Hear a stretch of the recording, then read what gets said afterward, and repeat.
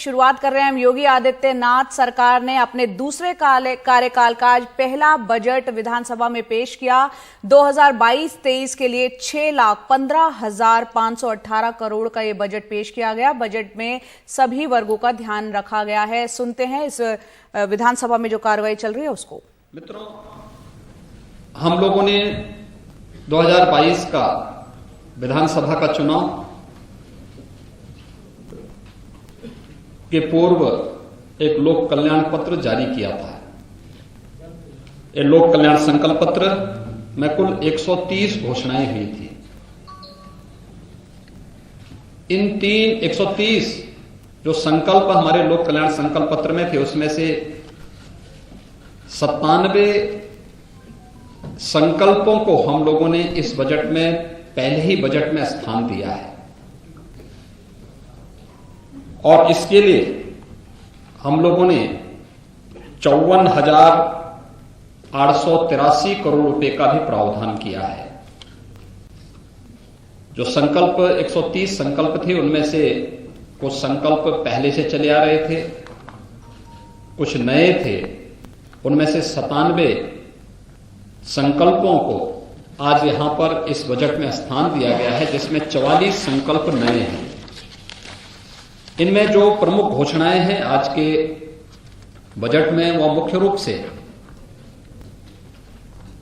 उज्ज्वला योजना के अंतर्गत जो लाभार्थी परिवार हैं, उनको वर्ष में 2 रसोई गैस के सिलेंडर उपलब्ध करवाने की घोषणा, और वह बजट में उन्हें स्थान दिया गया है। अन्नदाता किसानों के लिए भामाशाह भाव स्थिरता कोष की स्थापना के लिए धनराशि फंड की स्थापना की गई है। यहां पे हम लोग पहले से ही एमएसपी का लाभ धान, गेहूं और अन्य फसली के लिए किसानों को उपलब्ध कराते रहे हैं, लेकिन आलू, टमाटर, प्याज आदि फसलों के लिए इस प्रकार की व्यवस्था अब तक नहीं थी। इस बजट में हम लोगों ने अपने अन्नदाता किसानों को राहत देने के लिए भाव स्थिरता कोष की स्थापना भी की है और उस कोष के लिए भी व्यवस्था की है। प्रदेश के अंदर आदरणीय प्रधानमंत्री जी का जो देश के लिए विजन है कि हम फर्टिलाइजर, केमिकल और पेस्टिसाइड में कमी लाते हुए प्राकृतिक खेती को बढ़ावा दे सकें। प्राकृतिक खेती की दिशा उत्तर प्रदेश ने आदरणीय प्रधानमंत्री जी के मार्गदर्शन में पहले से ही अपनी कार्य योजना बनाई थी और उस कार्यक्रम के तहत यहां पे ट्रेनिंग के कुछ विशेष कार्यक्रम भी चले थे। प्रदेश में इस समय हजारों किसान ऐसे हैं जो प्राकृतिक खेती के साथ जुड़े हैं। उनके लिए टेस्टिंग लैब की स्थापना भी हर कमिश्नरी स्तर पर हम लोग स्थापित कर रहे हैं। लेकिन अगले 5 वर्ष के लिए संपूर्ण बुंदेलखंड को प्राकृतिक खेती योजना के साथ जोड़ने की कार्रवाई को भी हम लोगों ने इस योजना में लिया है। इससे पहले गंगा के किनारे के जो 5-5 किलोमीटर के दायरे के क्षेत्र हैं, भारत सरकार के साथ मिलकर के इस कार्य योजना को हम आगे बढ़ा रहे हैं। लोक कल्याण संकल्प पत्र में एक और घोषणा हम लोगों ने की थी, वह थी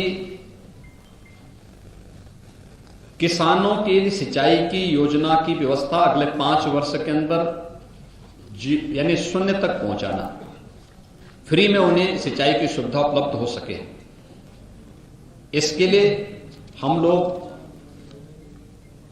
पीएम कुसुम योजना के अंतर्गत निःशुल्क सोलर पैनल उपलब्ध कराने की कार्रवाई को आगे बढ़ा रहे हैं। 15,000 से अधिक सोलर पैनल की कार्रवाई को इस वित्तीय वर्ष में हम लोगों ने इस बजट का हिस्सा बनाया है, जिसका लाभ हमारे अन्नदाता किसानों को प्राप्त होगा।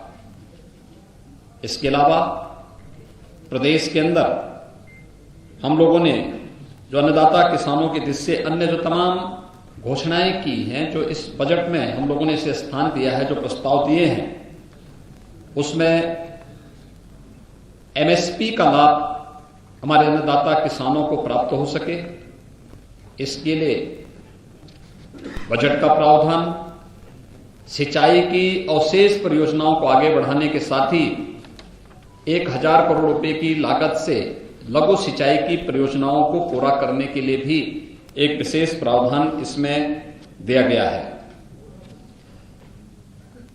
निषाद राज बोर्ड सब्सिडी योजना के अंतर्गत नाविकों के लिए नाव खरीद के लिए 40% तक सब्सिडी उपलब्ध करवाने की भी योजना हम लोगों ने इसके साथ ली है। और प्रदेश के अंदर गरीब कल्याण योजना के अंतर्गत एक गरीब कल्याण कार्ड भी जारी करने के लिए संपूर्ण परिवार सर्वेक्षण योजना को भी हम लोगों ने लिया है, जिससे पता लग सके कौन परिवार ऐसा है कि जो योजनाओं में, केंद्र और प्रदेश सरकार की योजनाओं से भी वंचित रह गया है, और फिर उसके लिए एक स्पेशल स्कीम चलाना है। दूसरा, प्रदेश के अंदर रोजगार के सृजन और स्वरोजगार के सृजन के लिए हर परिवार का एक व्यक्ति सरकारी नौकरी, रोजगार या स्वतः रोजगार के साथ जुड़े, इसके सर्वेक्षण के कार्यक्रम को भी हम लोगों ने इस बजट में स्थान दिया है। एमबीबीएस और पीजी की सीटें पिछले 5 वर्षों के अंदर प्रदेश के अंदर दुगनी हुई हैं। इसको दुगनी करने के लिए, इसको उससे भी ज्यादा करने के लिए हम लोगों ने बजट में प्रावधान किया है। अयोध्या में इंटरनेशनल एयरपोर्ट की स्थापना करने के लिए भी आवश्यक धनराशि की व्यवस्था इसमें की गई है। प्रदेश के अंदर वे असेवित जनपद जहां पे मेडिकल कॉलेज का निर्माण की कल्पना कोई सोचता भी नहीं था, बिजनौर, कुशीनगर, सुल्तानपुर, गोंडा, ललितपुर, लखीमपुर खीरी, चंदौली, बुलंदशहर, सोनभद्र, पीलीभीत, औरैया, कानपुर देहात, कौशाम्बी और अमेठी, वहां पर भी उसके लिए बजट का प्रावधान इस बजट में हम लोगों ने किया है। बुजुर्ग पुजारियों के लिए, संतों के लिए और उस तबके के लिए जो अब तक उपेक्षित था, एक पुरोहित कल्याण बोर्ड के गठन की कार्रवाई और उसके माध्यम से पुरोहित्य कला को आगे बढ़ाने के साथ साथ उनके समग्र विकास और प्रोत्साहन के लिए भी एक बोर्ड के गठन के कार्यक्रम को भी हम लोगों ने इसमें लिया है। प्रदेश के अंदर युवाओं के लिए खासतौर पर हम लोगों ने स्वामी विवेकानंद सशक्तिकरण योजना प्रारंभ की और इसके तहत हम अपने युवाओं को टैबलेट और स्मार्टफोन दे रहे हैं। स्नातक और स्नातक हर युवा को इसके लिए धनराशि की व्यवस्था हम लोगों ने बजट में की है। इसके साथ ही प्रदेश के अंदर सामूहिक विवाह योजना के लिए भी, जिसमें हम 51,000 रुपए गरीब कन्याओं की शादी के लिए, किसी भी जाति मत मजहब से जुड़ी हुई कन्या हो, 51,000 रुपए हम उसके लिए उपलब्ध करवाते हैं। तो वह उसके लिए भी विगत वर्ष तक प्रतिवर्ष 250 रुपये हुआ करता था। इस बार हम लोगों ने इस राशि को बढ़ा करके 600 करोड़ रुपए का प्रावधान किया है। निराश्रित महिला पेंशन की योजना 300 से बढ़ा करके 1,000 रुपया किया गया है और इसके लिए भी जो पहले धनराशि गत वर्ष तक 1812 करोड़ हुआ करती थी, इस राशि को बढ़ा करके 4,032 करोड़ रुपए किया गया है। प्रदेश के प्रतिभाशाली युवाओं के लिए हर जनपद में अभ्युदय कोचिंग की व्यवस्था, जिससे वह अखिल भारतीय स्तर पर और प्रदेश स्तर पर किसी भी प्रतियोगी परीक्षा की तैयारी के लिए स्थानीय स्तर पर उसकी ट्रेनिंग हो सके, उसे कोचिंग की सुविधा फ्री में उपलब्ध हो सके। इसके लिए मुख्यमंत्री अभ्युदय कोचिंग योजना के लिए भी हम लोगों ने व्यवस्था की है।